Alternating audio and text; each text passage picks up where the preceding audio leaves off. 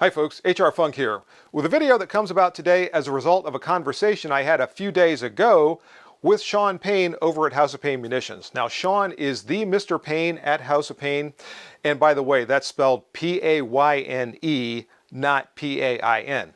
Anyway, specifically we were talking about Hop's poly-coated ammunition line, and they're very proud of that line of ammunition. They're proud of all their ammunition as far as that goes. But we were talking about the poly-coated ammo, and Sean told me that they load their poly-coated ammunition to perform exactly the same as ammunition loaded with more traditional metal case bullets. And I thought, you know, that's a pretty big claim when you consider that things like minor fluctuations in powder charge or fluctuations in bullet weight or case dimensions or even the amount of tension exerted on the bullet by the case neck can have a bearing on where that bullet later prints on the target when it's fired.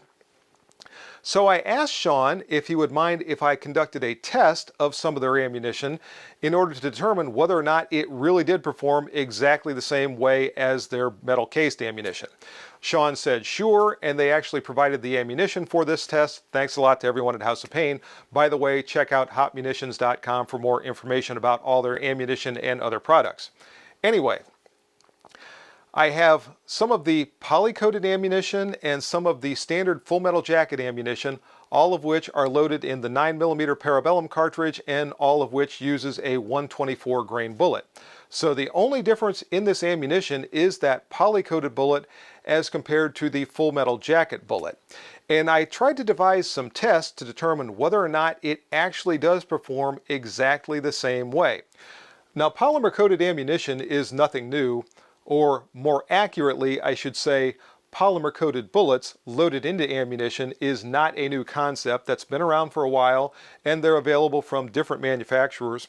But the advantages attributed to polymer-coated bullets start with, usually, they're a little less expensive than similar metal case ammunition because they don't have a metal case. Literally, polymer-coated bullets are just a lead bullet with a polymer coating.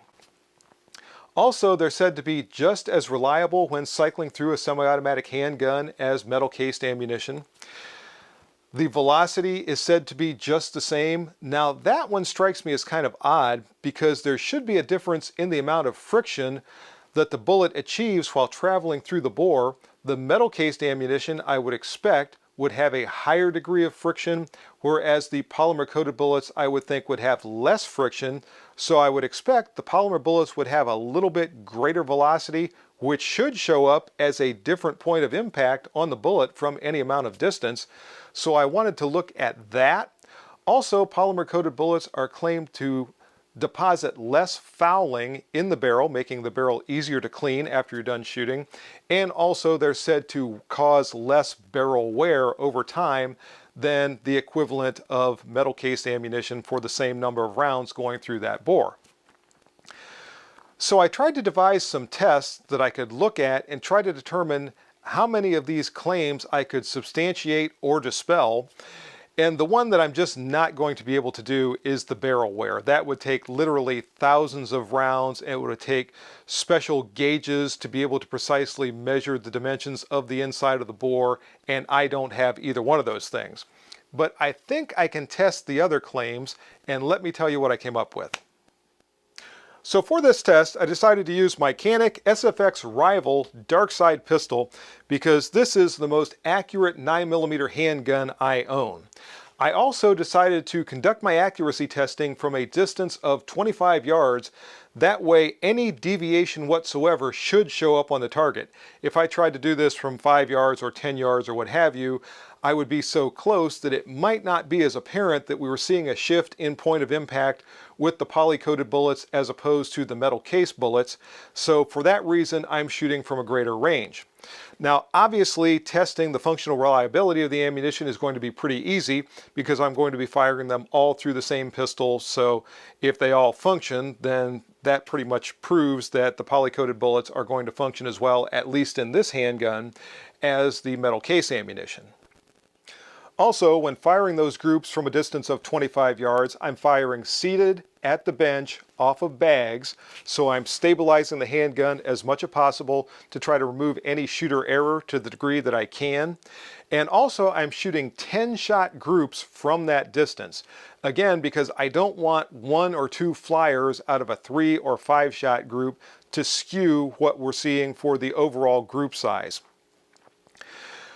When I'm shooting the groups, I'm also going to be shooting multiple 10-shot groups. In fact, I fired 3 10-shot groups with each type of ammunition.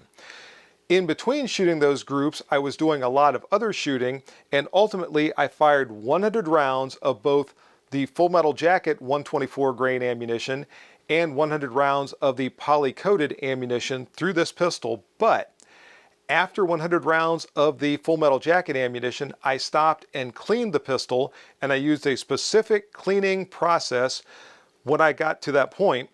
And when I finished 100 rounds of the poly-coated ammunition, I used exactly the same process to try to see if there was any less fouling with the poly-coated bullets than there were with the Full Metal Jacket ammo.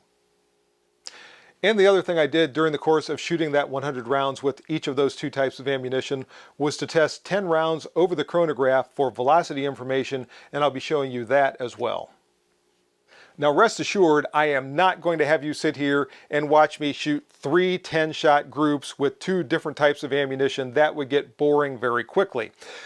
What I'll show you is the final 10-shot group with each type of ammunition. Then we'll come back and I'll show you the targets.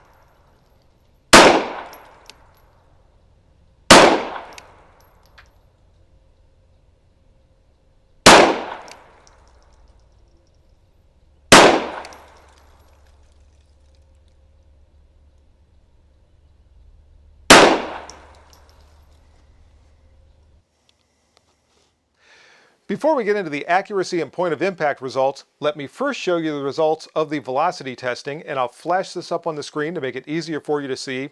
And when you look at these velocity figures, you'll see that basically there was almost no difference whatsoever in the performance of the 2 types of bullets. The high velocities were only 9 feet per second different. The low velocity, there was 27 feet per second, but there was 1 round with the Full Metal Jacket ammo that was much lower than the rest of the shots that I fired, so that skewed that just a little bit. The average velocity was only 8 feet per second different, so that's really not enough difference in there to really count for anything. So I would say yes, in terms of velocity, the poly-coated ammunition performed identically to the Full Metal Jacket ammo. By the way, both of those are rated from House of Pain at a velocity of 1,050 feet per second. Both of them came in a little bit below that, but that obviously can fluctuate based on a lot of different factors. Anyway, the functioning with both of those 2 types of ammunition was also 100%. There were no failures of any kind with either the poly-coated ammunition or the Full Metal Jacket ammo. So those 2 claims seem to be substantiated. Now, when we look at the accuracy and point of impact, I've got the stickers on here to help show where these bullets impacted a little bit better. The blue stickers are the first 10-shot group, the green stickers are the second 10-shot group, and the red stickers are the third 10-shot group. For all of these groups, I was using the center of my target's fist as my point of aim. So that's why they're a little lower. So don't get concerned about where they're printing on the target as far as the target or the bad guy's anatomy. This was my point of aim right here. I shot the Full Metal Jacket ammo first. So I went all the way through the testing, firing this. Then I switched over and fired all of my testing with the poly-coated line. So when we look at the FMJ, the group is actually not quite as tight as the group that I fired with the poly-coated bullets, but I also had the advantage of how many different 10-shot groups worth of practice before I started into these. So I might have just been shooting a little bit better. The difference is not really very dramatic, and this could just be a deviation in my shooting, not really a deviation in the ammunition. In any case, the poly-coated ammunition certainly did not shoot any more poorly than the Full Metal Jacket ammo. In fact, if anything, it was a little bit more accurate. So that claim seems to be substantiated. The point of impact for both of these is virtually identical. So that seems to be accurate. So far to this point, all of the claims that Sean made when discussing the poly-coated bullets as compared to the metal case bullets seem to be true. I'm not seeing any difference in any of these, but how about the fouling in the barrel? I tried to get some photographs of the barrel after the Full Metal Jacket ammo and after the poly-coated ammo, and I'll flash those up on the screen so you can see them.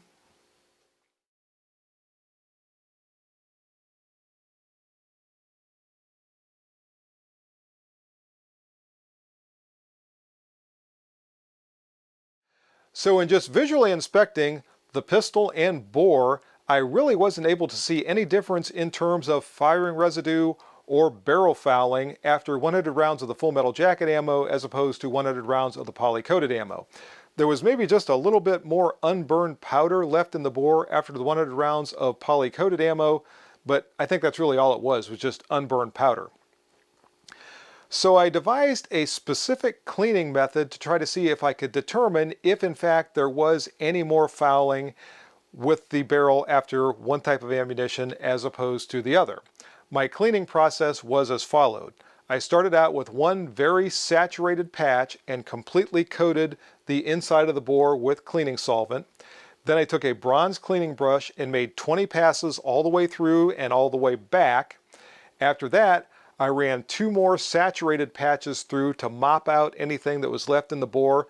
Then I ran 3 dry patches through, and I wanted to examine the third and final dry patch to see if I could see any difference with how much fouling there was or was not on that patch after the cleaning process. Let's go back out to the range and I'll show you the results. And here's a look at the 2 final cleaning patches, and I cannot see any difference whatsoever in either one. For anyone who's curious, this is the patch from the Full Metal Jacket ammo, and this is the patch from the poly ammo. So after all that, I really wasn't able to say conclusively one way or the other that the poly-coated bullets had more or less fouling than the Full Metal Jacket ammunition. It really was a tie at the end of the cleaning test. So in the end, the tests that I came up with have borne out all the claims that Sean made regarding the poly-coated ammunition, except one, that being the cleaning test, which I would say was inconclusive. Now, as I said way back at the beginning of the video, I'm not going to be testing the barrel wear. If you want to test that, you're going to need a lot of ammunition and you're going to need to do a lot of shooting, and you're also going to need some precision gauges, and more power to you. In any case, that's going to do it for my video today. If you have any questions or comments, as always, make sure you forward those to me. Remember, stop by hrfunk.com. Be sure to go by the product information page. You can find information there about products that I've tested here on the channel. You can find a link to House of Pain Munitions. Also, be sure to check out all the discount codes listed there because that's going to save you some money. See you next time, folks, and until then, good shooting. Bye-bye.